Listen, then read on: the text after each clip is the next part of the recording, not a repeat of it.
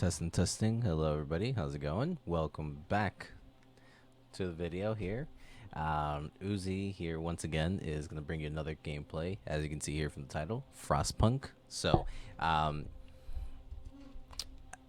this game is actually really good. I'm not gonna lie. It's been keeping me on my toes. I can tell you this much: playing this game is you're gonna be expecting a lot of stuff here. So I do want to prepare you guys for some interesting things that that you'll be seeing on the video here. I'm just gonna turn down some things here so it's not too loud. But hopefully you guys do enjoy it. You're gonna see later on what it is that I mean about this game, why I think this game is really good. Alright, so what we're going to be starting on is A New Home, which is the main story. All the other ones here that you can see are going to be either moments before the main story or after the main story. So we're going to start on A New Home. To preserve civilization from the chaos of its own downfall, we have fled to the end of the world. We will have to adapt to survive. Who will we become in the process? Normally you have the option to customize the scenarios. This is going to be like the very basic difficulty that we're going to start off with. You can be able to go, to the extreme, but we're going to do just regular scenarios. We're not going to do survivor mode. It's going to be a little bit difficult. We're going to start off at the beginning as usual, so I'm going to start that up. We roam the still, cold world. No horizon in sight. The rulers of old, stripped of pride and glory. It feels as yesterday we were turning the wheels of progress. Until the frost stopped it all. Suddenly, without a warning. When tides had changed, they changed for all of us, no matter wealth or class. We've lost our world to snow, and with it, our last traces of humanity.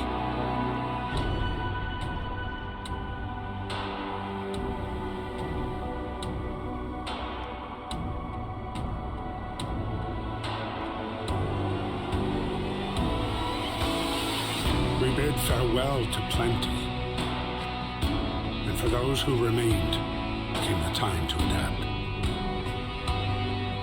We decided to leave our homes and head north. We roamed for weeks, maybe months, leaving behind all the things we once believed had made us.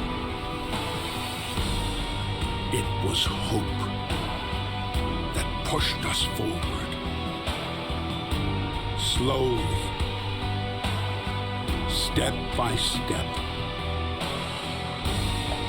We knew the cost of our journey, and we paid the price 100 times. Finally, the time has come to build the last city on Earth.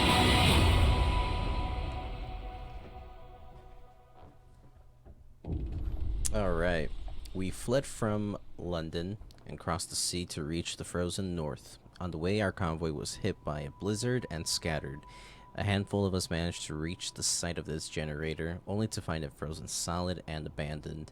Why is no one here? Did any of our people survive the blizzard? Are there any others out there? Whatever we do, we should expect the worst now that the world as we know it has crumbled. We have to survive.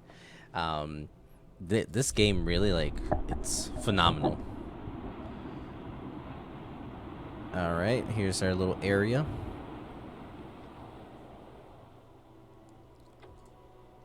fight the cold. We need to get the generator working. It provides heat and power to other buildings. Without it, we'll freeze to death.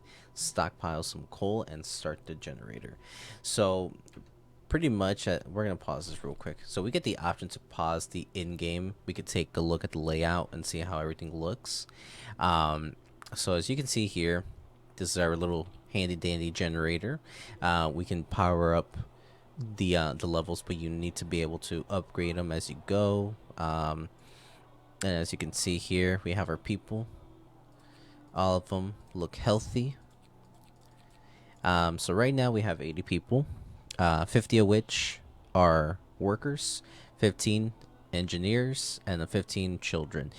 Workers pretty much are going to be the ones who are gonna, in charge of collecting resources, food, anything that you need. Engineers, on the other hand, they're going to be the ones in charge of building any type of buildings, stuff that you need to survive out here. So when this game, there's going to be two different outcomes. Hope, people that are going to be happy with the choices you make, discontent with those that are not happy with what you make. Trust me, everybody is going to be very, very rough with you. They're going to tell you, why didn't you do this? You got to play it as you go. So right now we're going to take a look at it. We do have some coal piles here, wood crates, wood, steel. So what we're going to do is we're going to create gathering posts. One here, one here. They're going to be in charge of creating those for us.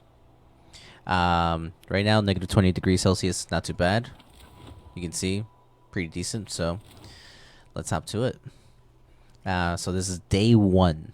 And as you can see here in the top screen, day 4, the temperature will drop. So we got to be prepared that we have enough for this. So right now you can see our people making their way through. I feel bad for them, but they gotta get things done.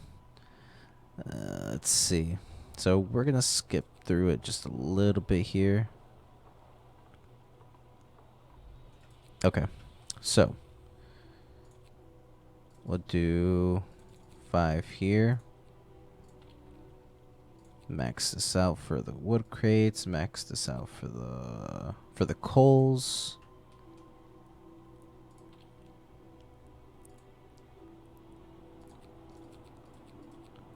We're gonna max them out. All right. So we're gonna have, when you have these gathering posts, they will be able to gather whatever is in the vicinity. Right now, we need that there. All right. It's still inoperable. We need more. Yeah, we need them to work on those, on the planks. And then, do I have enough? We need 10. All right. 10 more wood, and this pretty much just so that way you have an idea why it is that we have to build the roads. It's a little bit easier for them to walk across. They can't be able to do it in the snow, just like as you can see here. It's going to be a little bit tough for them to do that, so it's necessary that you pick and choose where you want to build, how you want to build it. It will affect you in the long run. So let's get, there you go. Okay. Now we got that built. Now they are working at 100 efficiency. You get to see who's in the working group. You're gonna be able to see if they're sick, if they're injured, everything like that. You get to see that all around. Let's see. Street is under construction. Workforce will gather coal. Okay. So this here stockpiles, they will let us know everything of all the resources that we have. They're gonna let us know how much we have for that particular resource, how long we have it till. So they'll let us know the coal, we have that here. It's gonna tell us how much we're gonna be producing: wood, steel, raw food. This is how much you start off with, which is 100. How much food rations, and then the steam cores. So I'll tell you a little bit more about steam cores later on as we progress. Why is that important? But right now they're doing pretty good, pretty decent. We're getting all that work here. All right. Now the laws. Pretty much. Let me pause this real quick. You can set the laws in your area. Normally, they will recommend you at the beginning emergency shifts. That's so that way you can be able to work on a particular area for 24 hours, which is necessary. So we're going to sign this one. They're not going to be too happy about that. We do need them to work here and here. We need them to work overtime. We need the resources. It's going to be very helpful. We cannot, absolutely cannot slack off. So I'll put some houses here. Actually, let me put that on pause.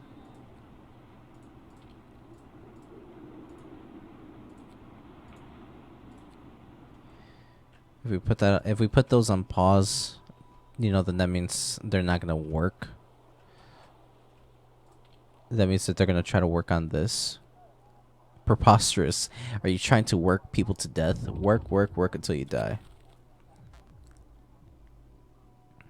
2 days to provide shelter for 80 people. That's fine. Alright. Let's turn on generator here so they can be a little happy.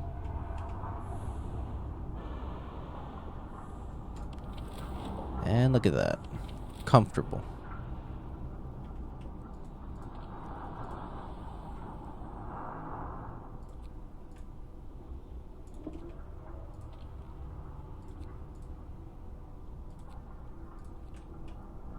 Okay, I think now we can have these people working on this.